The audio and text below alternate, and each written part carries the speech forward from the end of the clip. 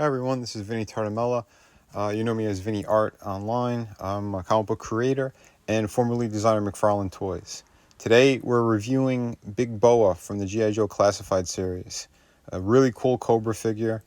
If anyone had him back in the day, you'll remember he was like the boxer, and it's basically a take on Rocky Balboa.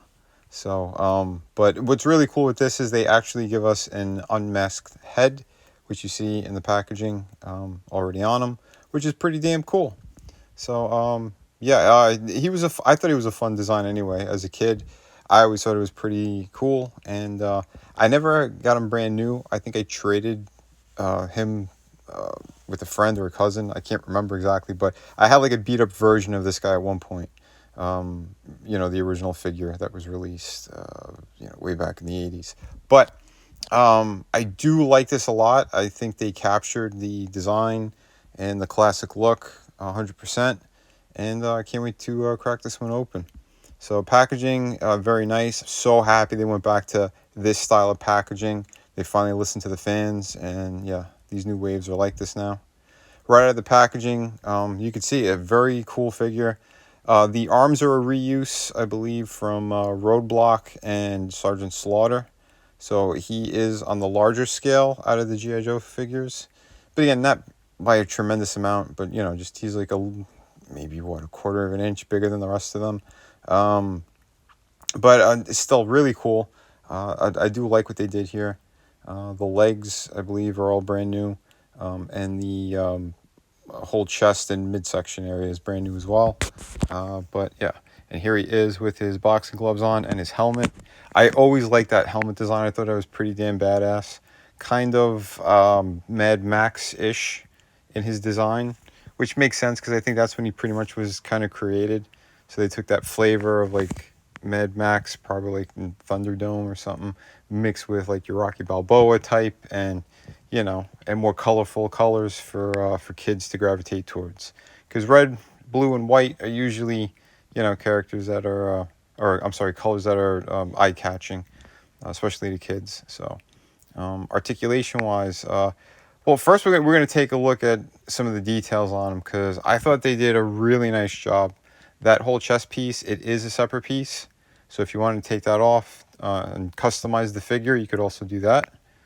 You have options. So pretty damn cool. Because his arms are reused, that's why you see the pins in them. I know they changed all that. Injection molds makes for pinless joints, like what you see on his legs is pinless, so you could tell what's new and what isn't. But I don't mind the pins. It's okay for what it was, since like those arms are really nicely sculpted. That mold is fine. So there you go. But head articulation, really good range, especially with how it's kind of carved out in the mask. So pivot, up, down, circular all around, good stuff. Butterfly joints that are kind of tight. You don't get too much movement, but it's all right for what it is. Arms go out to the sides that much. Ball joint, upper bicep.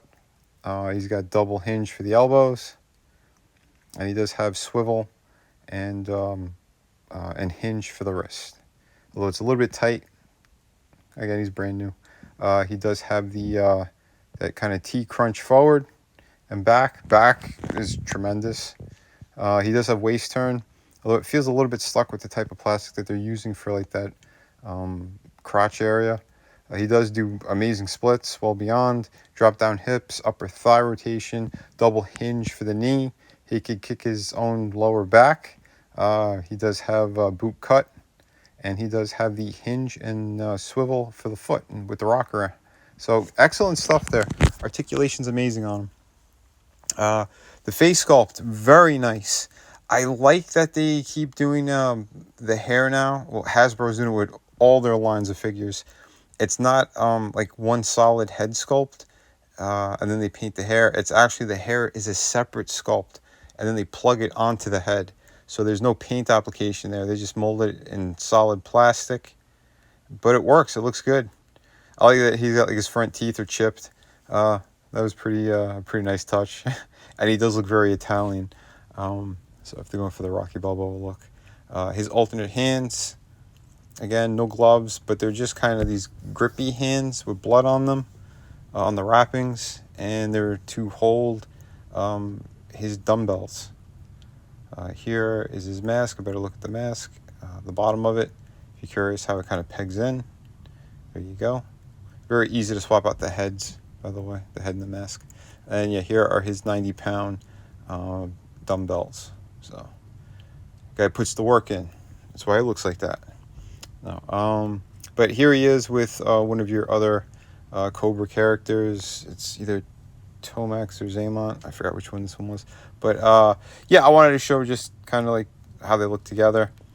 Big Boa is a larger figure. It's just that his knees are bent and he's kind of like moving forward, so they might look around the same size. But Big Boa is a taller figure.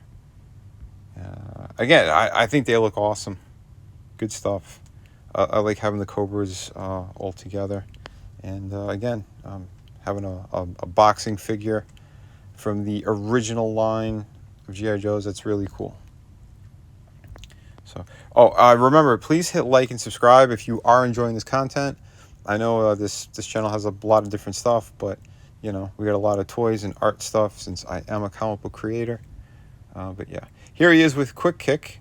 He's another one I'll be reviewing very soon. They came out together in the same day, along with retro carded figures Duke and the brand new Scarlet. That's closer. Both are closer to the original designs from the 1980s. So, but yeah, these figures are amazing. Very cool. Yeah, Quick Kick. I don't think I've ever had him as a kid, to be honest. I always liked the character, but yeah, these figures started to become very difficult to find. You know, especially as a kid. Kids don't really have money, so not the easiest to grab these things. Shit. Right now, as adults, we barely have any money with the economic state. But anyway, here is the figure on the rotating base.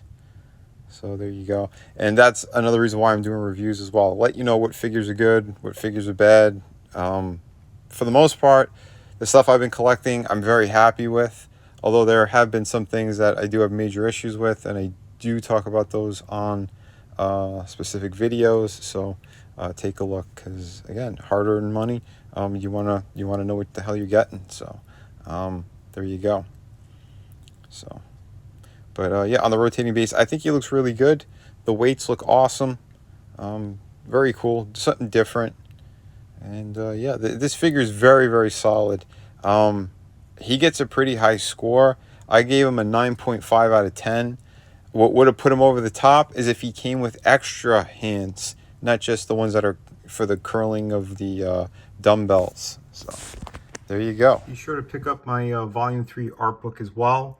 This thing is perfect bound, 64 pages. Absolutely amazing. So you don't want to miss out on this one.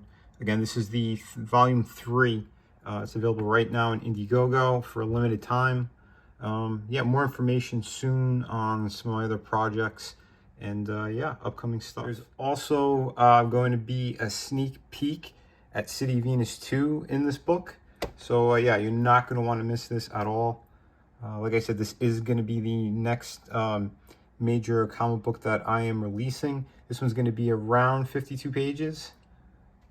Hi, for anyone looking for some amazing comic books, this is part of my collection. I am the artist and creator of Shadow of the Kraken. This is a beautiful pirate story, 52 pages, beautiful artwork.